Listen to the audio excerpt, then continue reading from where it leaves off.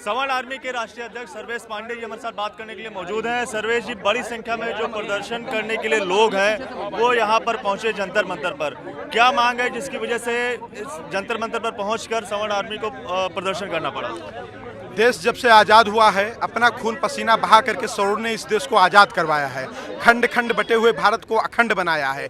लेकिन जब से देश आज़ाद हुआ, जब से देश संविधान हुआ है, तब से लेकर आज तक सिर्फ सामान्य वर्ग के लोगों के शोषण करने का प्रयास किया जा रहा है।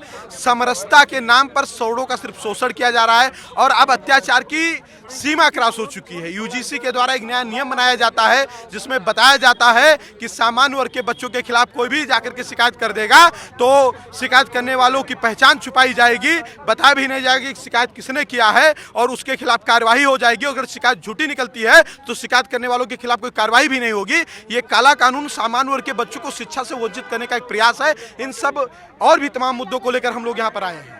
ये बताइए, 19 मार्च को जिस यूजीसी को लेकर आप लोग प्रदर्शन कर रहे हैं उसका जो सुनवाई है वो सुप्रीम कोर्ट में, हालांकि सुप्रीम कोर्ट की तरफ से इसे स्टे लगा दिया गया, तो क्या उम्मीद जो है वो आप कर रहे हैं और कैसे देख रहे हैं? सुप्रीम कोर्ट इस देश का सर्वोच्च न्यायालय है और वो न्याय का मंदिर है। हमें उम्मीद है कि वहाँ से सामान्य वर्ग के बच्चों को न्याय मिलेगा और अगर न्याय नहीं मिलता है तो जिस तरीके से SC/ST एक्ट में संशोधन करके इन्होंने कानून बनाया था, सामान्य वर्ग के बच्चों के भविष्य को ध्यान में रखते हुए ये संशोधन करें, उसमें मतलब कानून बनावे। आगे जो विरोध प्रदर्शन है वो कैसा रहेगा? क्या इसी रूप में रहेगा या फिर देश के अलग अलग हिस्सों में जाएगा? तो सिर्फ जंतर मंतर पर हमने एक आंदोलन किया है।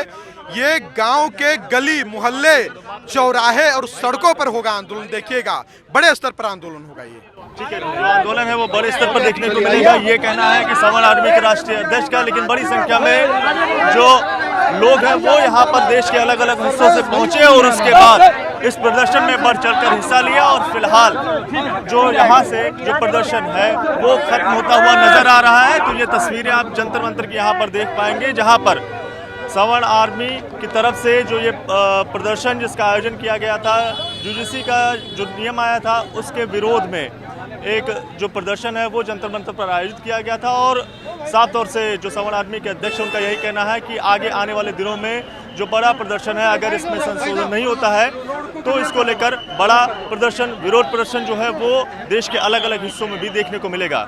कैमरा पर्सन कमल कान के साथ दिव्यांकर तिवारी, NDTV इंडिया, दिल्ली।